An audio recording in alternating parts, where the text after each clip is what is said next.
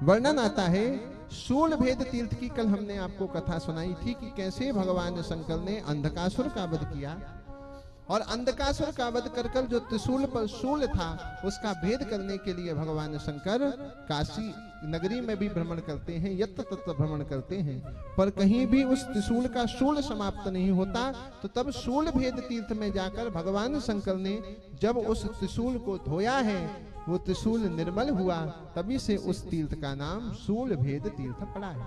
यहाँ की क्या महिमा है? तो देवाखंड अंतर्गत बहुत सुंदर कथा आती है। काशी के राजा थे जिनका नाम था चित्रसेन। ये भगवान के अनन्य उपासक थे, और राजा का धर्म होता है कि जब तक राजा के जीवन में धर्म नहीं होगा, राजा धर्म नीति से युक्त नहीं होगा, तब तक राजा की नीति भी श्रेष्ठ नीति नहीं हो सकती। इसलिए रामचरितमानस में शूर्पणखा खुद कहती है, राजनीति बिनु धन नहीं धर्मा, प्रभु ही समर पाहि बिनु सत्कर्मा। राजनीति बिनु धन नहीं धर्मा, प्रभु ही समर पाहि बिनु सत्कर्मा। राजनीति बिनु धन नहीं धर्मा, प्रभु ही समर पाहि बिनु सत्कर्मा। राजनीति बिनु धन नहीं धर्मा। बहुत से लोग कहते हैं ना कि धर्माचार्यों को राजनीति में प्रवेश करने की क्या आवश्यकता है। अरे ये तो आदिकालीन परंपरा है कि धर्म नीति में तो, राजनीति में तो धर्म नीति का अंकुश सदैव से रहा है, पर धर्म नीति में राजनीति का अंकुश नहीं होना चाहिए। रीवा के एक राजा हुए रघुराज सिंह जी। जब उनका दरबार चालू होता था तो सबसे पहला कहा जाता था राम नाम, और ऐसे कह के दरबार प्रारंभ होता था। राम जी के नाम से दरबार प्रारंभ हो, राम जी के नाम से दरबार पूरा हो। भागवत में भी अनेकों राजाओं की कथा है। सवई मन कृष्ण पदार विंदयो बचांसी वैकुंठ गुणानुवर्णनी। जो मनसा वाचा कर्मणा भगवान के चरणों में समर्पित है। और जिस देश का राजा धर्म के होगा, जिस देश का राजा धर्म के प्रति समर्पित होगा, शास्त्र कहते हैं यथा राजा तथा प्रजा, जैसा राजा वैसी प्रजा। इसलिए राजा धर्मज्ञ होगा तो प्रजा भी स्वतः धर्म का अनुपालन करने वाली बन जाती है।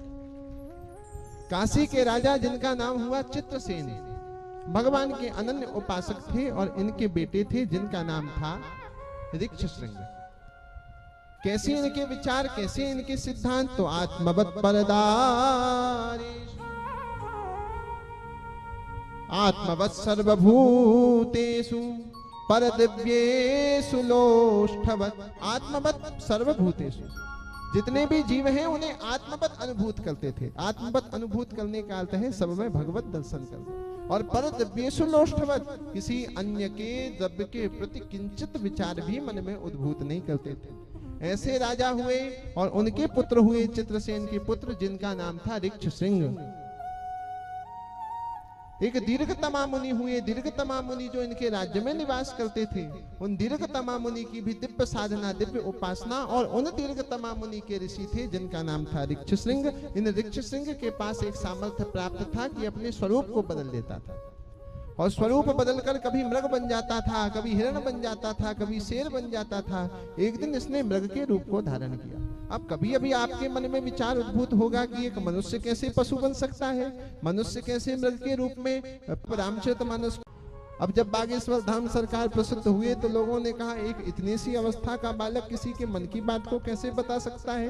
कभी शास्त्रों को पढ़कर देखिए तो साधारण सी सिद्धि है। जो भगवान के चरणों में, हनुमान जी के चरणों में समर्पित हो जाए, उसको इस जगत की कौन सी लौकिक पारलौकिक सिद्धियां प्राप्त नहीं हो सकती? उसके लिए तो सब सामान्य है। तो स्वरूप को बदल लेना, मन की बात जान लेना, ये तो सामान्य सिद्धियां हैं भगवान के भक्त के लिए। तो यत्र तत्र मृग के रूप में वो भ्रमण किया करते थे। पर राजा जिनका नाम था चित्रसेन, एक दिन वो मृग का शिकार करने के लिए गए। प्रायः क्षत्रियों का ये धर्म होता है कि क्षत्रिय मृग का शिकार करते हैं। तो शिकार करना तो गलत है, फिर मृग का शिकार करने क्यों गए?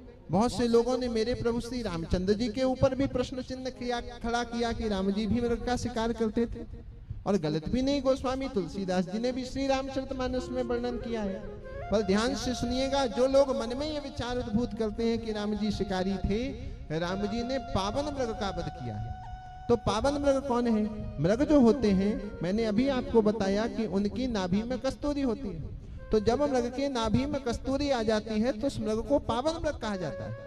और उसके देह से ऐसी वायु निष्पन्न होती है जिस वायु के प्रभाव से अनेक प्रकार की बीमारियां होती हैं, और उस बीमारी से किसी भी जनमानस को हानि ना होवे तो उस वायरस को मिटाने के लिए उस समय के राजा ऐसे प्रकार के मृगों को मार दिया करते थे।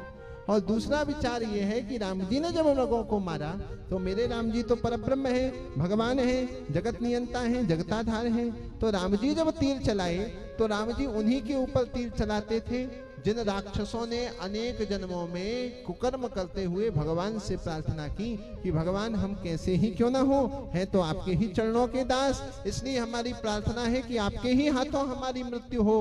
तो राम जी उन्हीं असुर जो कि मृग के रूप में पधारते थे उनके ऊपर तीर का संधान कर कर उन्हें परम धाम की यात्रा करवा देते थे।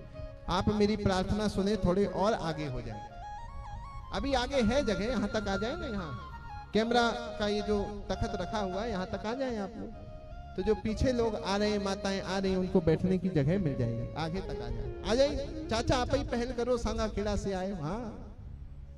हाँ ये हुई ना बात, जहां ले चलोगे वहीं मैं चलूं। पहला व्यक्ति पहल करता, सब लोग आ जाते हैं। और आ जाएं आप लोग आगे, जिससे जो माताएं आ रही हैं उनको बैठने में दिक्कत ना हो।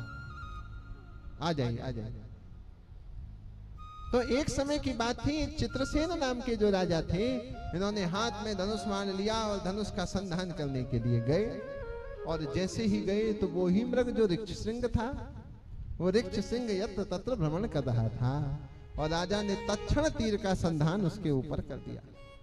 राजा ने जब तीर का संधान किया तो जब कोई भी पशु मरता है या असुर जो भी मरते हैं, वो मरते समय अपने वास्तविक रूप में आ जाते हैं। मरते समय वो अपने वास्तविक रूप में उद्भूत हो गए, और जैसे ही वास्तविक रूप में आए हैं राजा को बहुत दुख हुआ, मैंने क्या कर दिया,